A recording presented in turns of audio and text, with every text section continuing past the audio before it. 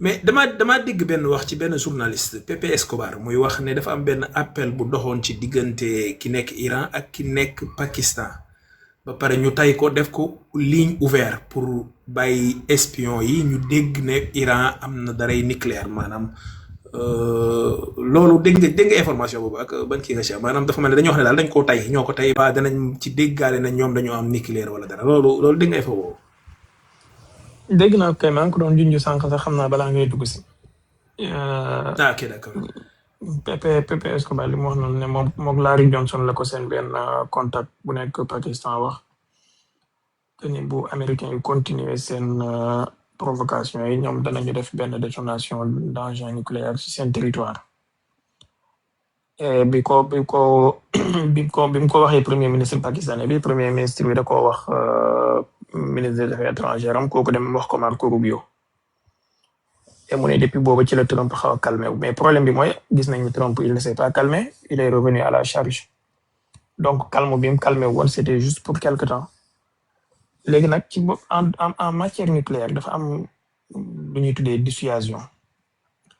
et la dissuasion nucléaire il faut que ça soit crédible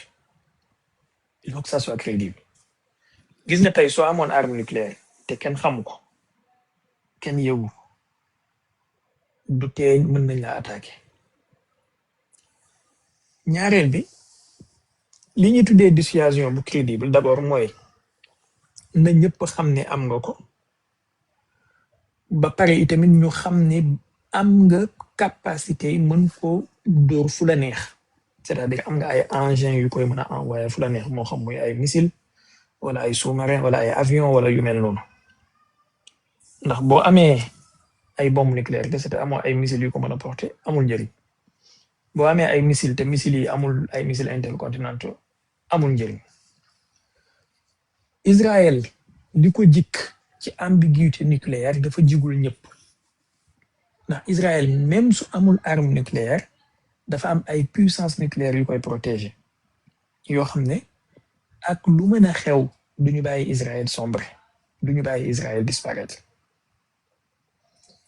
ñaareel bi mooy ñoom ils l'ont fait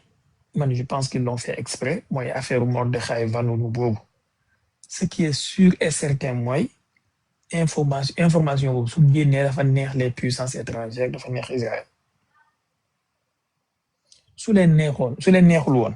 Mordechai Vanunu dañ koy rey mu dee fa yàlla kenn du déggati ay waxam xabaru kaana lañ koy conjuguer moo ne Mordechai Vanunu mu ngi dund ba léegi de 2004 lañ ko libéré woon xaw ma bu fekkee haute trahison biñ koy tuumaal dëgg la ku def Israël lu mel noonu dañ la bàyyi noonu rek naan dañ lay tëj kaso après génne wàlla donc le fait que ñu fuiteloo information boobu pour adduna bi xam ne am nañu arme nucléaire ba pare ñoom ñu bañ koo reconnaître ouvertement déjà c'est une dissuasion ñaareel bi mooy yaakaar naa benn xel Begin la wala kenn ci seen premier ministre la en tout cas je crois benn xel Begin la bu fekkee am na ku jàpp turu premier ministre Israël bu jigéen bu nekkoon avant benn xel Begin ngir yàlla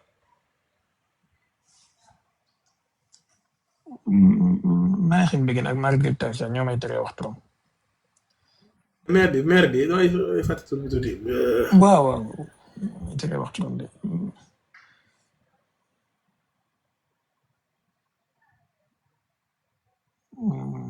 bàlle ma xool ko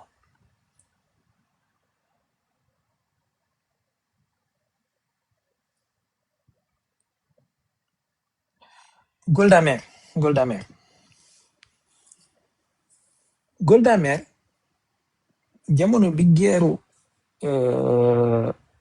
jamono bi geeru kii di am Israël ak Égypte bi armée égyptienne bi sonalee israélien Golda Meir dafa wax le président égyptien par téléphone mais que vous arrêtez maintenant sinon on va vous vitrifier on a l'arme nucléaire bi mu ko annoncé ci même journée bi ci la opération égyptienne yi arrêté donc Israël am arme nucléaire am ñëpp xam nañu ko kon ça dissuade en quelque sorte. Maintenant Corée du Nord gis nañu Pakistan gis nañu Inde gis nañu maanaam tous les pays en tout cas yi am arme nucléaire xam gi ko àdduna bi xam tax na mu dissuader seeni ennemi. léegi kon Iran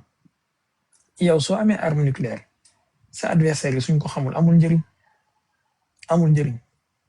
soo amee adversaire bu dof sax bu mel ni Donald Trump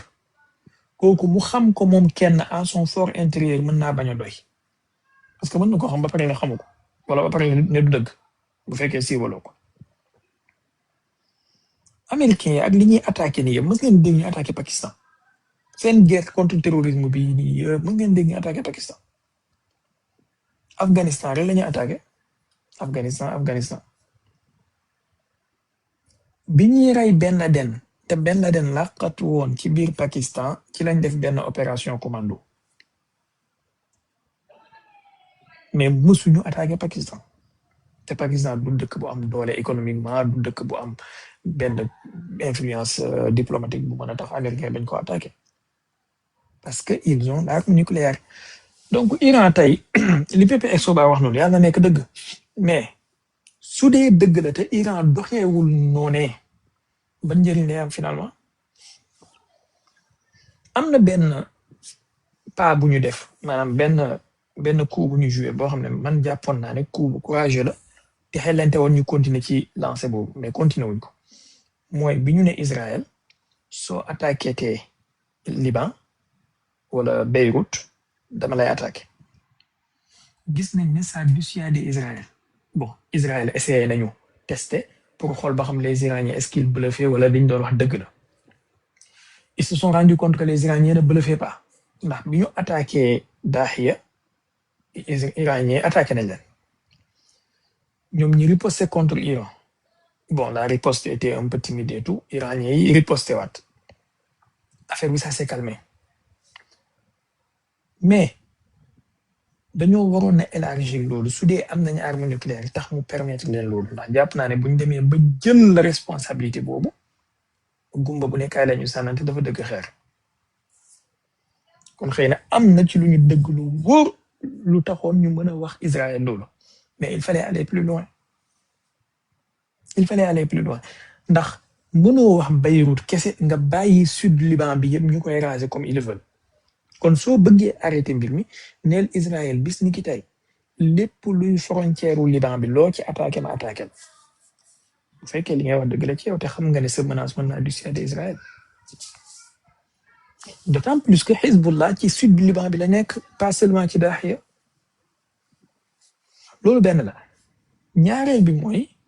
soo demee ba mën a annoncer que ne tëj nga détroit d'Ormuz bi officiellement et que loolu acté wu mais il faut aller beaucoup plus loin mooy bis ni ki tey du ma négocier ci lenn lu jëm ci samay dossier nucléaire ak samay dossier arme ak yu mel noonu comme ni ko Pepe Escobar waxee nee na waa ji président Iran bi dafa wax pakistanais bi ci téléphone que ne dootuñ négocier ci dara yaakaar naa Iran dégg nga ko parti boobu nee na ko dootuñ négocier ci dara ci lu aju ci suñu wàllu nucléaire bi. c'est fini mais bu dee nee nga dootoo négocier ci dara kon à quoi bon tey jii nga ne da ngay am protocole d'accord pour signer ak Trump pour ubbi ay négociations parce que protocole d'accord bi buñ ko signé bu dee am na bu dee li Trump wax dëgg la li muy wane mooy danañ am cessez-le-feu officiel la fin de la guerre et dinañ ubbi benn cycle de négociation de 60 jours sur le dossier nucléaire te dossier nucléaire boobu bu ñu fàtte déclaration bi waa AIEA def démb c'est-à-dire ay pièces la yoo xamante ne boo leen mettre les unes à côté des autres da ngay gis puzzle bi ni muy leeree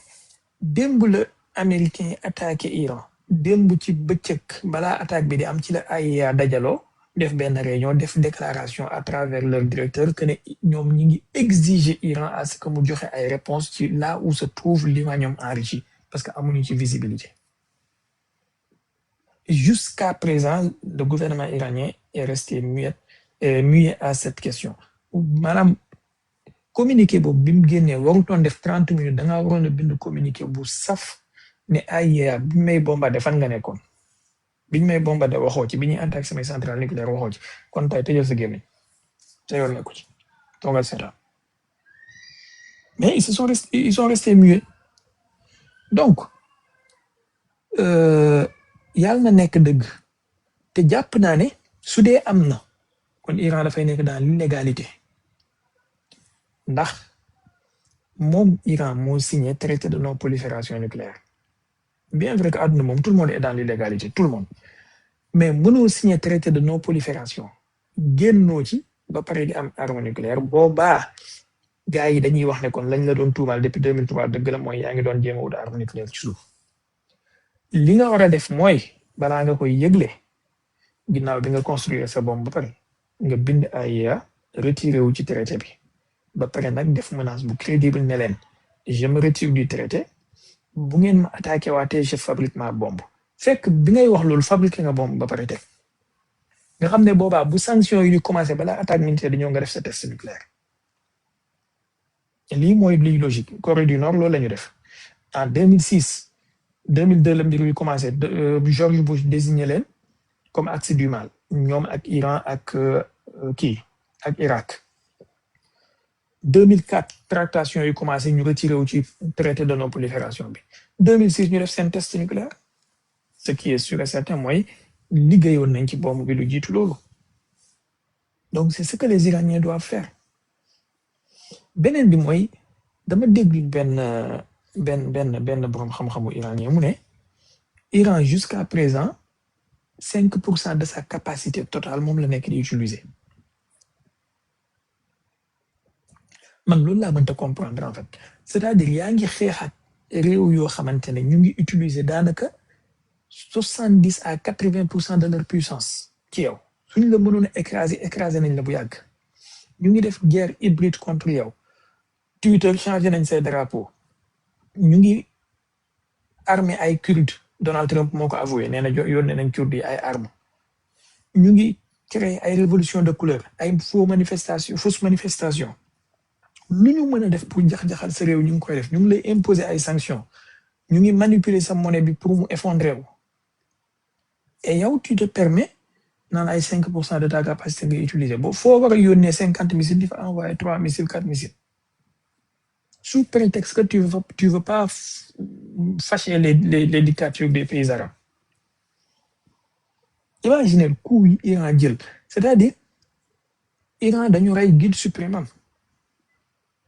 amul benn réew ci àdduna bi booy rey njiitam muy jëflante yooyu comme ni Iran jëflante États-Unis ak Israël fii mënatuñoo reyal Iran ku raw guide suprême bi ñu ko reyal mënatul nekk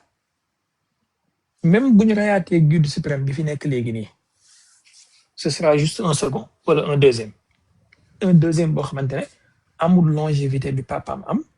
amul carrière bi papaam am amul carrière bi papaam ak histoire bi papaam am papaam plus de 30 ans la nekk guide suprême depuis 1989 ba léegi kooku lañ reyal Iran toog di xoole mais tamit force est de reconnaître que li dal Iran nii tey moom xame ne moom ak Khomeini bu mag bi bokk nañ ci parce que ñoom ñoo am seen esprit médiaticien naan ay armes nucléaires dafa haram ñoom la médiaticien yi fu problème am ci diine ji ak ci àdduna bokk nañ ci ñu koy créé bu taxutoon ak esprit médiaticien bu xame ne ak Khomeini konoon Iran du nekk fii bloqué boppam ci ay affaire armes nucléaires naan dafa haram te ba léegi nii am na ay médiaticien yu nekk fii ci live Mohamed bi soo leen yéegaloon laaj leen arme nucléaire ñu naan la dafa haram ay tooñ sama doom ba nijaay donc ñoom ñoo jéng seen bopp ñoo takk seen bopp ñoo handicapé seen bopp maintenant nag sanction yi daal seen kaw sanction yooyu affaiblir réew mi de l'intérieur mu créer ay partis politiques ak ay factions yoo xamante ne ni ils sont beaucoup plus tournés vers l'Occident et beaucoup plus perméables à coopérer avec l'Occident mooy ñi ñuy tuddee ay réformistes ak ay modérés rek yu kenn xamul xam ne daanaka ñoom ñëpp c'est des pro-occidentaux et malheureusement tey ñoom ñoo nekk au pouvoir man daal damaa bëgg isa kunta fii amrin fakun fii booy nekk ci dara nekk ci ba jeex yow da ngay résister contre Amérique defal lépp lu résister contre Amérique war a laaj mais bul ci dem à demi-mesure te lii Iran def ni dem à demi-mesure la. Tu peux pas nga nekk ci benn cycle de guerre 12 jours mu jeex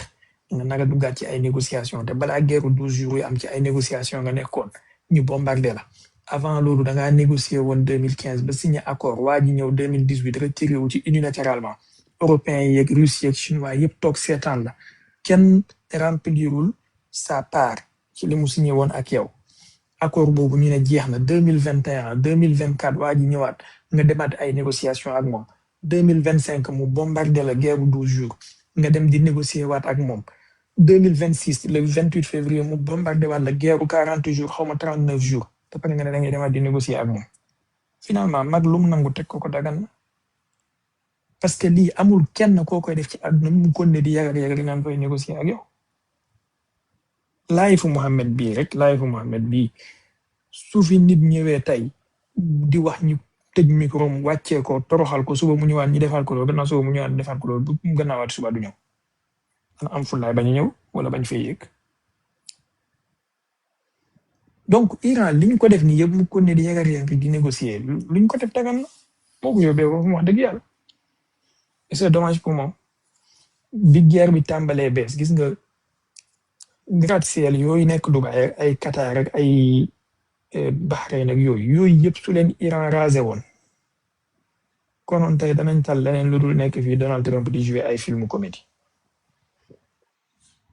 te mën na koo def ndax am na capacité. Est-ce que xam ngeen ne guerre ba mu tàmbalee ba léegi missile Iran bi tudd Hajj Qasim Iran ñaari yoon la ko utiliser maanaam ñaari missile la ci dóor te missile boobu lu mu gàtt am na ci des milliers et des milliers benn bu nekk ci missile boobu noonu mën na jël ba 1 tonne boo ko dóoree ci Burj Khalifa du taxaw nga taxaw bi naan da ngay góor gi waa Team N la ñu ngi ci suuf est-ce que duñu leen may ñu yéeg sax ñëw désigner fan la yàlla féete. am naa benn question la dese dafa bukki tuuti rek xam naa sax nga bu dee kii nga gàttal ci rek bu la neexee. Mearsheimer laa dégg Mearsheimer la ñoo tax ma John Mearsheimer dama ko dégg mu ne dafa jàngat terrain bi mu gis ne bu escalade amee gisul fu muy amee bénéfice ci Amérique par contre dafa jàpp ne Iran lay gën a bénéficier parce que lim permettre boppam ñeneen ñi mënuñu ko permettre seen bopp loolu gisee loolu wax jooju. li mu wax dëgg la te loolu laa wax sànq c'est-à-dire Iran li koy arrangé mooy mu escalader la situation à fond su bëggee am jàmm mais rythme bii muy demee nii arrangé wul Iran Amérique la gën a arrangé le contraire mooy escalader la situation à fond ba pare def la stratégie du fou moom moo arrangé Iran arrangé wul États-Unis arrangé wul Israël arrangé wul les pays de la région kon Iran actuellement li ko gën a affaiblir bokk na ci dafa nekk di jouer le jeu de ses adversaires maanaam ci seen terrain ñoom moom la nekk di jouer li leen arrangé la nekk di def te ñoom nekkuñu di def li ko arrangé moom li John Mearsheimer wax noonu dëgg la de Iran su escalade woon situation bi tey benn 4 heures de temps wala 5 heures de temps bu intense 50 missiles 100 200 drones fii 70 missiles fële wallahi lazim bu ñu xëyee ut solution ci situation bi mais ay 10 missiles ak 15 lay envoyé ak ay 12 duñ ma sa ut solution dañ koy bàyyi noonu muy istinzaaf boppam rek di yóbbu boppam à l'usure diggante guerre ak Israël bu njëkk bi à partir de 2024 seen échange de missiles yi ñu am mooy True Promise 1 ak 2 ba ñu ñëw ci guerre 12 jours yi yéen a ngi fàttaliku Iran ñaata salve la daan dóor Israël ay 180 missiles ay 200 missiles la ko daan dóor lan moo daan xew saa yi bu ko dóoree le lendemain nga gis ñu oote jàmm avril 2024 la tàmbali yaakaar naa le 14 avril xaw ma le 15 bi Israël bombardé ambassade consulat wu Iran bi nekk Damas bi Iran di riposté je crois 170 drones la dóor wala xaw ma 167 drones 167 missiles la bëgg a wax 167 missiles principalement ay missiles wu Imad dañoo xëy suba Israël ay quadcopters la dem envoyé ci ay station de radar affaire bi jeex foofu la yem kenn yëngatuwaatul 2024 loolu avril la ñi ñëw ba août ñu rey Ismaël Haniya rey Imad kii kon Fouad Choukro Iran war a riposté wul mu seetaan ba ñu rey Hassan Nasrallah bi muy riposté boolante ñaar yële ak bu Hassan Nasrallah bi 198 missiles la envoyé ak 260 drones bi mu ko envoyé Israël ñemewut a riposté dañoo naawal ay avion ci espace aérien wu Irak bi ak Azerbaïdjan bi dóor ay missile de croisière icebreaker ak xawma lan coow ci ay montagne coow lu jeex foofu la ñem léegi loolu septembre la je crois septembre 2024 Israël ñeme waatut a attaqué Iran ba juin 2025 daanaka 1 an yu manqué tuuti ci lay doog a ñëwaat à charge biñ ñëwee à charge juin 2025 mu nekk moog Israël képp muy envoyé ay salve 100 200 100 200 salve yi gënoon na tuuti ci yim daan envoyé Israël mooy ay 50 ak ay 60 12 jours la guerre bi duré ñu ne nañu woote jàmm 12 jours mais bi ko allazi tawalla kibrahu attaqué moom ak Israël au lieu mu def la même chose mu nekk di envoyé ay 10 ak ay 15 guerre bi duré 40 jours allazi tawalla kibrahu nekk di ko attaqué waat démb américains yi selon ñoom ñoo ko wax xaw ma daal dëgg la am déet nee nañ envoyé nañ 49 missiles Tomahawk c'est sûr que am na yeneen xeetu missiles yu ñu envoyé donc en tout et pour tout américains yi démb utiliser nañ lu ëpp 100 munitions contre Iran bi mu jugee di riposter lan la def 12 missiles la envoyé 12 ak quelques dizaines de drones loolu daa mën a faj dara kon li doon mën a lijjanti mbir mi ba américains yi duñ ñemee continuer 40 jours comme ni Israël ñemee wutoon na continuer 12 jours mooy su la envoyé 10 missiles yow nga envoyé ko 80 missiles su la envoyé 100 missiles nga envoyé ko 300 missiles boo ko defee ñaari fan ñu arrêté parce que boobaa équation bi du mën a tenable pour ñoom imaginez benn missile Iran bu nekk il faut minimum 3 intercepteurs minimum léeg-léeg daf koy ëpp parce que démb rek am na benn base boo xamante ne 4 missiles ñoom ñoo fa visé woon ci 12 yi ñu envoyé am na benn boo xam ne 4 lañ fa envoyé woon il a fallu que américain envoyé 6 intercepteurs pour missile bu nekk ci lañ am chance intercepter yaakaar naa les 2 yeneen 2 yi laal seen cible donc yaakaar naa gis naa vidéo bi fenn soriwul ma donc li ma bëgg a wax mooy li tax équation bi du leen arrangé bu boobaa bu dee benn missile Iran bu nekk il te faut minimum 3 intercepteurs américains yi bi ci gën a yomb mooy Patriot Pac 3 Patriot Pac 3 mu ngi jar $4 millions 4 millions de dollars seen intercepteurs yi am na ci yoo xamante ne ay 30 millions lay jar mooy lu mel ni SM3 wala SM6 missile THAAD yi 12 millions la commencé jëm kaw de dollars donc avec un seul missile bu américain yi di tirer ça équivaut daanaka à 5 à 10 missiles yu Iran mën a tirer parce que Iran ay missiles $100,000 lay envoyé ak ay missiles $200,000 seen missiles yi gën a cher ci seen arsenal bi mooy ay Fatah 2 ak Sijil dépassé wut $500,000 $600,000 ak Xorom Shah $600,000 $650,000 donc Iran bu envoyé par exemple 10 missiles 10 américains yi seront obligés minimum d'utiliser 40 missiles wala 35 missiles ma jox la benn repère de référence bi américain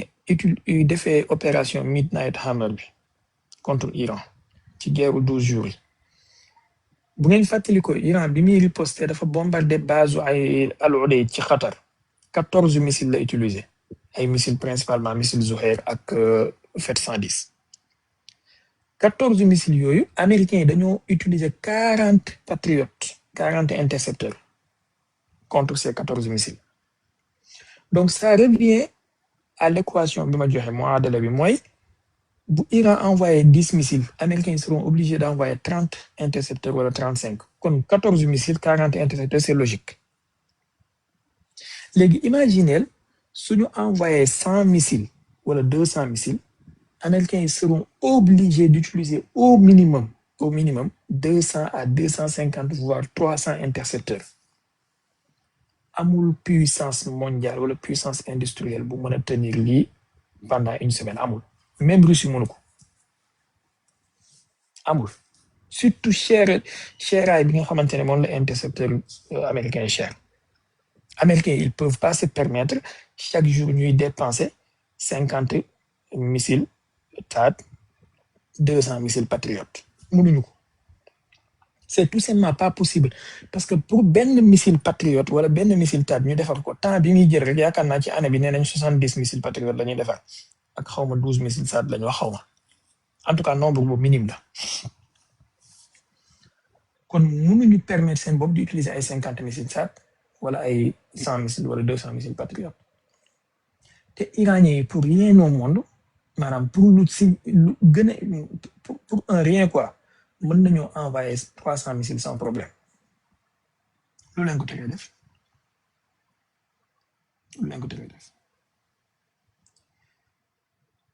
ñoom ñoo waxal seen bopp ñoom Iraniens yi seen benn ci seen kii laa dégg mu wax ko nee na en avril au mois d'août 2024 bi Israël rayé Ismaël Haniyeh ak Fouad Choukra Iran bëggoon naa riposter mais boobu daf fekk seen président bi ñu ngi ko fal bees président bi moo def pression pour ñu bañ a riposter te ne xawma américains yi dig nañ ko négociation ak xawma la donc su fekkee yow américains yi dañu ñëw attaque yu métti rayal la say dirigeant rayal la say expert rayal la say scientifique xam nañ ne suñ ko defee di nga riposter mais balaa ngay riposter ñu jël téléphone wala ñu envoyé la médiateur ni la waaw léegi dañoo bëggoon ubbi waxtaan soo riposter wul incha allah danañ la ñu ngi lay promettre négociation et danañ def ay concession maanaam doo xam ban naïveté la nit mën a am mu ngi mel ni nga ñëw fekk benn góor gi wala benn wash muy nelaw nga tëgg ko mbéj mu yeewu nara fayu nga tegal ko njëgënaay bi ne ko tëddal soo fay wut soo nelawee dina la taalal ventilateur mu ëpp la mu tëddaat nelaw nga tëggaat ko mbéj mu nara jugaat fayu nga ne ko tëddal soo fay wut dina la taalal kilim bi façon boobu lañ nekk di def Iran fi mu toll maanaam dañ lay dóor ay missile attaqué la soo naree riposte ñu ne la non léegi soo riposté on te promet des négociations et des concessions dans les négociations nga bañ a riposte ci loolu avant négociation yi ñu la promettre di jeexal ñu dóoraat la c'est une stratégie boo xam ne suñ ko demee à long terme mooy dañ lay lekk comme max ni muy lekkee bant boobaa état bi ak structure réew mi mooy jékki-jékki ak structure militaire réew mi mooy jékki-jékki effondré wu de l'intérieur comme ni Bachar el-Assad def nga xam ne bis bu ñuy def benn manifestation lu ndaw a ndaw mën naa ñëw renverser pouvoir bi parce que Bachar el-Assad noonu lañ ko def dañ ko def stratégie mbott booy tàngal ci ndox mu tàng rek wàññi gaz bi ba mu seet depuis 2011 ñu def haute intensité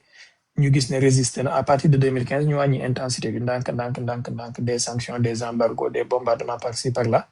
2024 bi ñuy attaqué waat une semaine la durée mu daw coow li jeex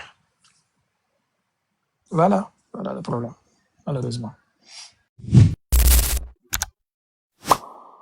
abonné leen